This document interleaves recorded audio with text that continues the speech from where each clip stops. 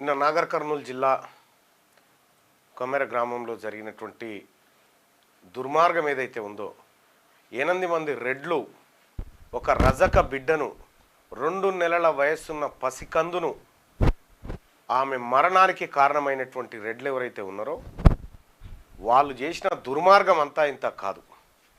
అధికారాన్ని అడ్డం పెట్టుకొని తప్పించుకోవాలని చూస్తున్నారు.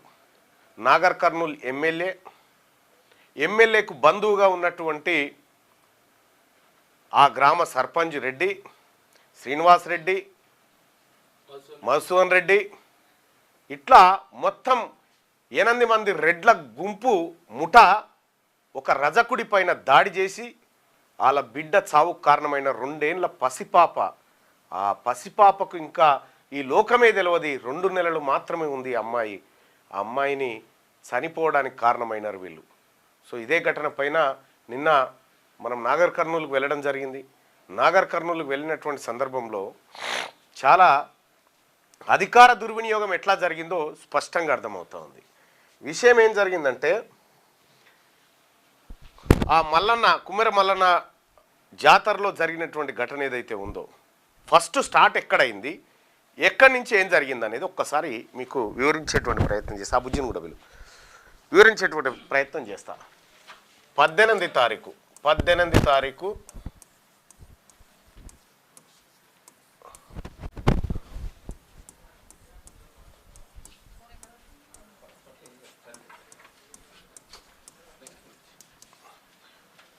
తారీఖు రోజు ఆ కుమ్మెర మల్లన్న జాతర జరిగింది. ఆ జాతర జరిగింది.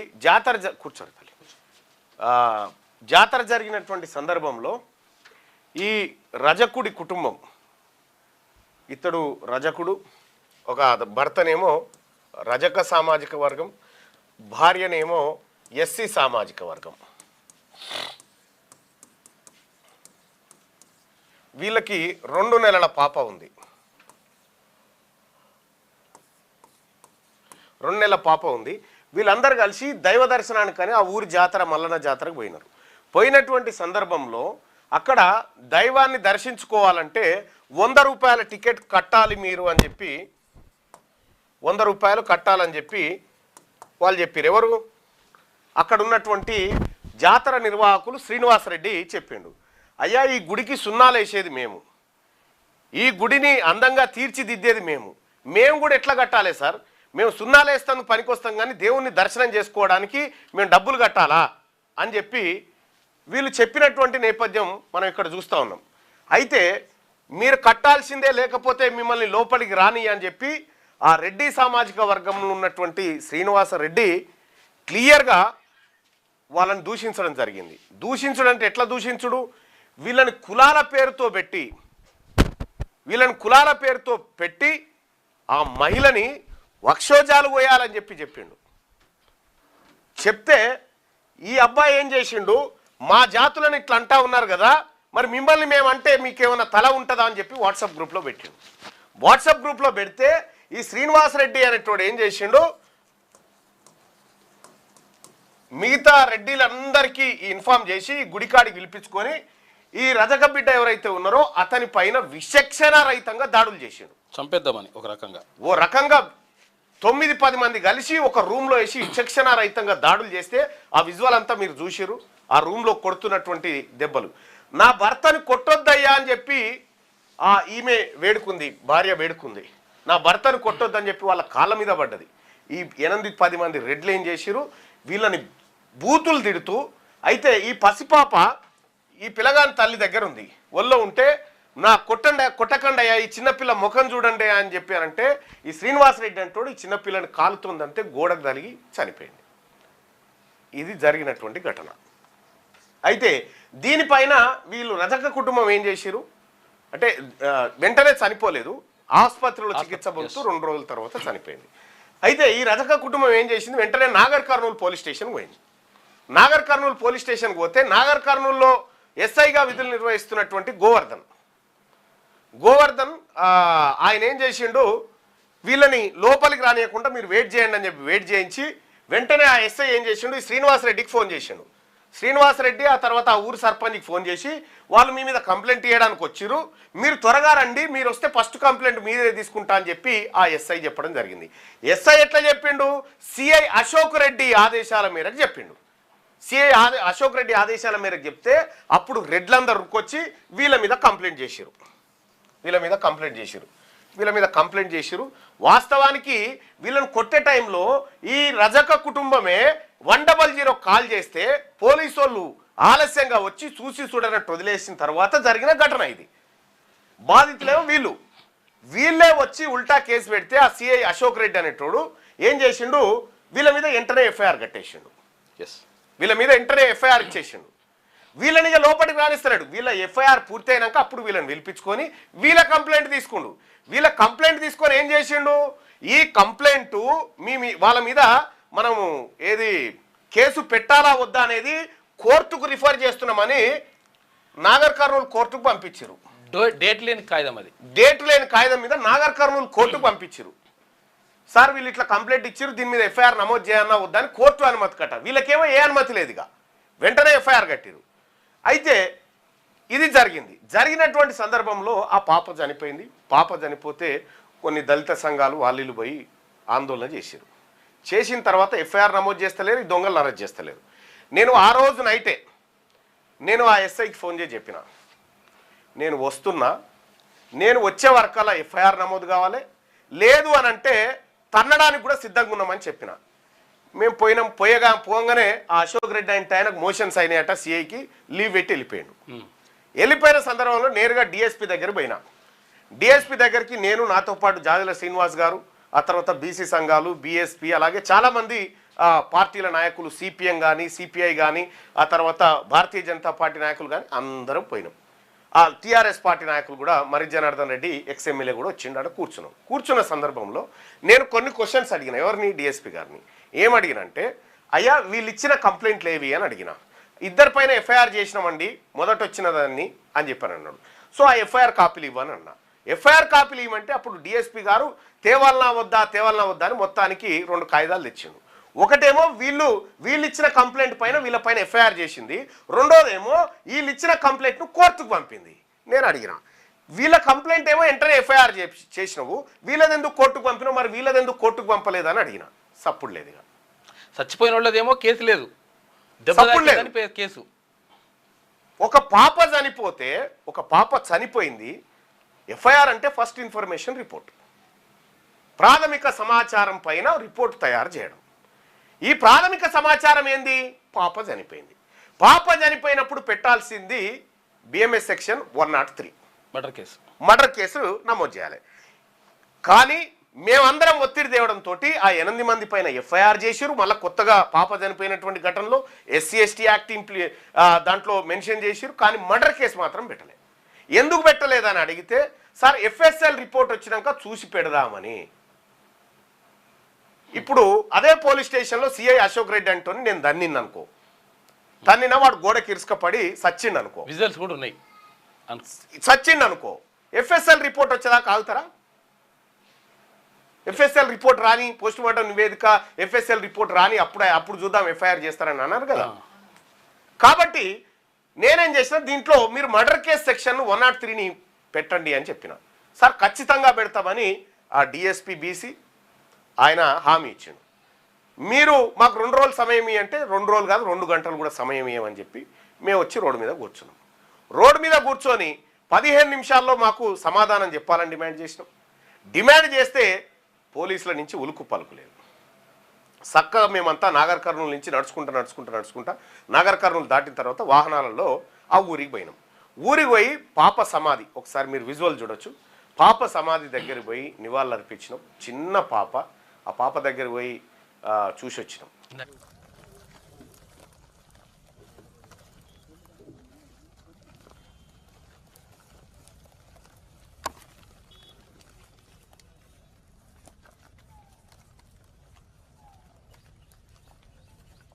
సమాధి, ఆ సమాధి దగ్గరికి పోయి అందరం కూడా నివాళులు అర్పించి, పోలీసు వాళ్ళు ఏం చెప్పారంటే, మరి 8 మంది పైన కేసు పెట్టిరు కదనయ్య, ఈ 8 మందిని అరెస్ట్ చేసిరా అని అడిగినాం.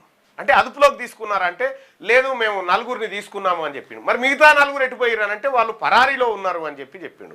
ఈ నలుగురిని తీసుకోలే, ఈ పరారీ లేరు, అందరు కలిసి దున్నపోతులు లెక్క ఎమ్మెల్యే క్యాంప్ ఆఫీస్లో కూర్చొని బిర్యానీలు తింటా ఉన్నారు. అది మేము వీళ్ళు దొరకలే కదా మరి మేము కూడా పట్టుకొచ్చే ప్రయత్నం చేస్తాం, మీరు కూడా దిక్కు తిరుగురు అని చెప్పి చక్కగా వాళ్ళ ఇండ్ల పొంటి పోయినాం. ఇండ్ల పొంటి పోతే ఒక్కనింటికి కూడా డోర్ ఓపెన్ చేసలేదు, అన్ని తాళాలు వేసుకొని పరారాయరు. ఈ 8 మంది దొరికితే 8 మందిని కసరగక్కేటట్టు తొక్కుతుంటిమి. వాస్తవమే, తొక్కుడైతే బరాబర్ తొక్కుతుంటిమి. ఏం అయ్యేదేముంది, బిడ్డపానమే పోయింది, ఇంకా వీళ్ళు బీకేదేముంది. ఇట్లా తొక్కుడైతే తొక్కుతుంటిమి. కానీ పోయి చూసినాం, అందరూ పరారైపోయారు. ఆ ఊరోళ్ళంతా ఈ దుర్మార్గులను చీగొడతా ఉన్నారు. గ్రామం అంతా వస్తే నేను జనార్దన్ ఎక్స్ఎమ్మెల్యే గారు, ఆ తర్వాత వట్టె జానయ్య గారు, మా నాయకత్వం అంతా పోయి కూర్చొని వాళ్ళ ఇల్లు చూస్తే, ఆ రజకుడి ఇల్లు చూస్తే ఒక్కసారి చూడండి, అది ఎంత దారుణంగా ఉందో ఇల్లు.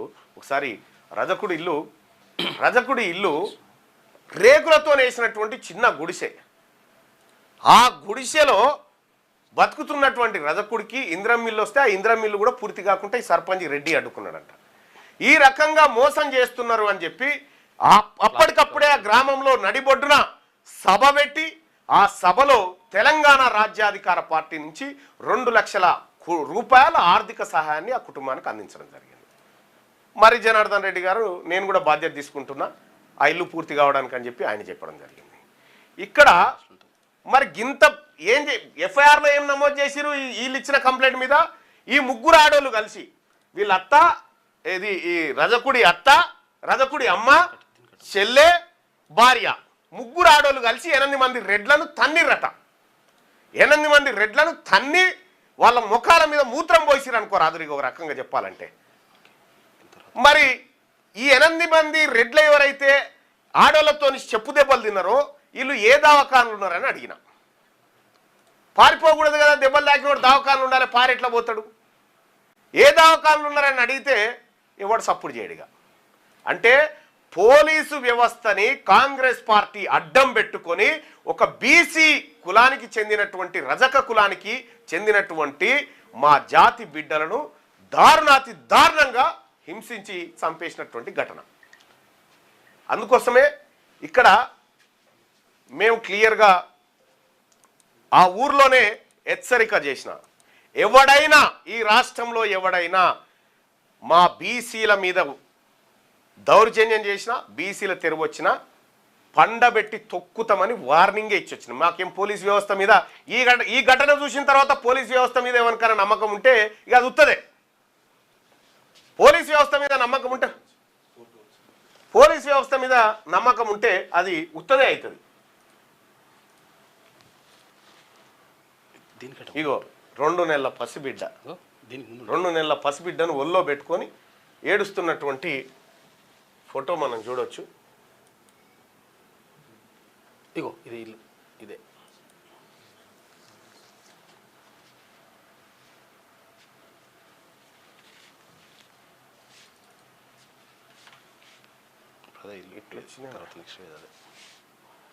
ఇగో ఇది ఇల్లు, ఆ రజకుడు ఇల్లు. ఇగో ఇది ఇల్లు. ఈ గుడిసెలో బతుకుతున్న కుటుంబాన్ని ఈ రకంగా ఇందిరమ్మ ఇల్లు కూడా ఇయ్యొద్దు అంటున్నాడు. ఇందిరమ్మ ఇల్లు కూడా ఇయ్యొద్దు వాళ్ళ చెప్తా ఉన్నాడట. మన అయ్య జాగీర్ లెక్క వాళ్ళు దొరికితే 8 మంది దొరికితే మాత్రం మామూలు దెబ్బలు కొట్టకపోదుము, మామూలు దెబ్బలు అయితే కొట్టకపోదుము, విపరీతంగానే అంతుంటిమి. అదే కోపం మీద అక్కడికి పోయినాం. మళ్ళీ మనకు చట్టం బిట్టం మళ్ళా చట్టము, మీరు చట్టాన్ని చేతులకు తీసుకుంటారా? బరాబర్ తీసుకుంటాం, టైం వస్తే. మీతో శాతగానప్పుడు మేమే తీసుకుంటాం. మరి మీతోని శాతగాని పరమ దద్దమ్మ పోలీసులు, పరమ దద్దమ్మ ఎమ్మెల్యే, పరమ దద్దమ్మ రెడ్డి దొంగలంతా ఆడ కూర్చొని చట్టాన్ని చేతిలోకి తీసుకున్నప్పుడు మేమెందుకు తీసుకోం? బరాబర్ తీసుకుంటాం. మీరు ఈటితో కొడితే మేము పత్తర్తో కొడతాం. మీకో చట్టం మాకో చట్టం, అరాబాయి అందరికి ఒకటే చట్టం ఉంటుంది కదా. అందుకోసమే మర్డర్ సెక్షన్ని అందులో యాడ్ చేసి ఈ 8 మందిని పట్టుకొచ్చి కోర్టులో ప్రొడ్యూస్ చేయాలని చెప్పడం జరిగింది. అది సర్పంచ్ ఇల్లు, మీరు ఒకసారి చూడొచ్చు. సౌండ్ పెట్టి ఏం కాదు. ఇది సర్పంచ్ కాదు, ఒక్క రెడ్డివాడు లేడు ఇండ్లలా, ఒక్క రెడ్డివాడు లేడు ఇండ్లలా. అంత పరారైరు. మీరు ఏడున్నా వేట చేస్తాం మిమ్మల్ని, ఏడున్నా మిమ్మల్ని వదిలిపెట్టంలే. కానీ పోలీసు వాళ్ళు చట్టాల నుంచి మీరు తప్పించుకోవచ్చు, కానీ బీసీల నుంచి అయితే మీరు తప్పించుకునే మీతో కాదు. మిమ్మల్ని ఎట్టి అయితే ఈ రకంగా చేసి దుర్మార్గంగా అన్యాయం చేస్తే దీనిపైన తెలంగాణ రాజ్యాధికార పార్టీ బీసీ సమూహం అంతా పోయి కూర్చున్నాం. మరి ఇప్పుడు డిఎస్పీ గారు, ఎస్ఐ గారు, ఆ సిఐ దొంగ అశోక్ రెడ్డి వాడు ఎటుపోయిండో వాడిని నీ భర్తం అయితే భర్తం, కానీ మీరు బీసీల పుట్టుకనే పుడితే నిజాయితీ గల ఆఫీసర్లు అయితే వాని మీద మర్డర్ సెక్షన్ పెట్టి వాళ్ళని రిమాండ్ చేయండి. ఇప్పటి వరకు మీరు చేయలే. 18వ తారీఖు ఘటన జరిగితే ఫస్ట్ వాళ్ళది రెడ్ల కంప్లైంట్ తీసుకొని ఆ తర్వాత ఈ డ్రామా చేసిరు కదా. మీకు కూడా ఒక రోజు వస్తుంది. డిఎస్పీ గారు మీకు, ఎస్ఐ గారు మీకు కూడా ఒక రోజు వచ్చినప్పుడు ఈ రెడ్లు మిమ్మల్ని ఫుట్బాల్ ఆడుకుంటప్పుడు మళ్ళీ మేమే వచ్చి కాపాడాలి మిమ్మల్ని. గుర్తుపెట్టుకోరి. నిజాయితీగా పనిచేసి వాళ్ళ మీద సెక్షన్స్ పెట్టి వాళ్ళని లోపటేయండి, వాళ్ళకు తగిన శిక్ష పడేటట్టు చూడండి. ఇందులో భాగంగా తెలంగాణ రాజ్యాధికార పార్టీ, మరి ముఖ్యంగా బీసీ నాయకులుగా మేమందరం కూడా పిలుపునిస్తూ ఉన్నాం. తెలంగాణ వ్యాప్తంగా రజక సోదరులారా, మన బిడ్డను చంపిరు. అక్కడ ఇవాళ సాయంత్రం 6 గంటలకు రాష్ట్ర వ్యాప్తంగా కొవ్వొత్తుల ర్యాలీ నిర్వహించి ప్రదర్శన నిర్వహించి ఈ రెడ్డి ప్రభుత్వానికి వ్యతిరేకంగా, ఈ రెడ్డి దుర్మార్గులకు వ్యతిరేకంగా నినాదాలు చేయాల్సిందిగా తెలంగాణ రాజ్యాధికార పార్టీ ఇక్కడి నుంచి పిలుపునిస్తూ ఉంది. బీసీ నాయకత్వానికి అందరికీ రిక్వెస్ట్ చేస్తూ ఉంది. వచ్చేటువంటి అన్ని సంఘాలను కలుపుకొని ఈ కార్యక్రమాన్ని నిర్వహించాల్సిందిగా కోరుతా ఉన్నాం. ఇదే అంశం పైన ఒక ఆడబిడ్డ మా జాతులకు అన్యాయం జరుగుతుందని ముందుకు వచ్చినటువంటి ముదిరాజ్ బిడ్డ అనిత 2 నిమిషాలు మాట్లాడడానికి మన స్టూడియోకి వచ్చింది. ఉస్మానియా యూనివర్సిటీ నుంచి రారా బిడ్డ.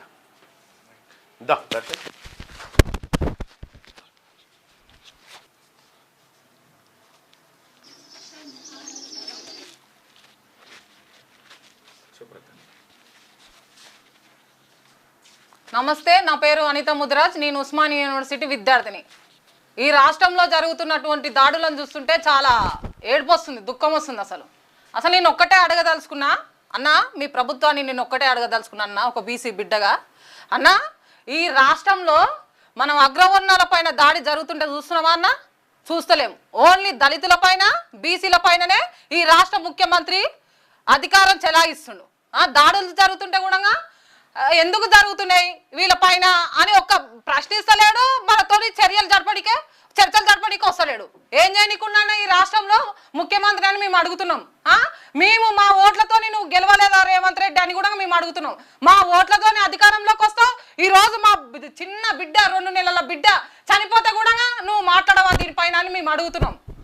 ఈ రోజు బీసీల అందరం మేము ఐక్యంగా ఉన్నాం. అవసరమైతే నిన్ను సీఎం కుర్చీలకు నుండి కూడా తప్పించడానికి సిద్ధంగా ఉన్నావు.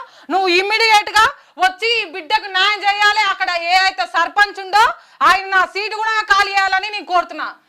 ఏందన్నా అసలు మా బీసీలు అంట, దళితులు అంట, నోట్లో ఏదో వస్తారంట, మళ్ళా లానే పదంతో స్టార్ట్ అయ్యే మాటలతో మాట్లాడుతున్నారు ఆడోళ్ళని. వీళ్ళు ఏవేవి మాట్లాడుతున్నారు అక్కడ ఉన్నటువంటి రెడ్డి నా కొడుకులకి ఒక్కటే చెప్తున్నాం, నోట్ల యాసిడ్ పోసి చంపుతామని మేము హెచ్చరిస్తున్నాం. రేవంత్ రెడ్డి దీనిపైన నువ్వు వచ్చి మాట్లాడాలి, మాకు న్యాయం చేయాలి. నేను ఒకటే అడుగుతున్నా, రెడ్డిలు ఎప్పుడన్నా మనలేక మన బీసీ బిడ్డలు, దళిత బిడ్డలు లేక క్యూలలో పోయి నిలబడ్డారు అన్నాళ్ళు? ఒక రెడ్డి ఆమె దిశ ఆమె మీద అత్యాచారం జరిగిందని చెప్పి మన వాళ్ళని ఎన్కౌంటర్ చేశారు. మరి వీళ్ళని ఎందుకు ఎన్కౌంటర్ చేయకూడదు? ఎన్కౌంటర్ ఎందుకు చేస్తలేరు? రెడ్డి అయితేనేమో ఒక న్యాయం, మాకు ఒక న్యాయమా? అసలు ఆ గుడిలో రెడ్డిలకు ఏం పని ఉందండి? అసలు ప్రత్యేక టికెట్ తీసుకోపోయి దర్శనం చేసుకుంటారు. మేము లైన్ లో నిలబడతాం. గుడి బీసీలది.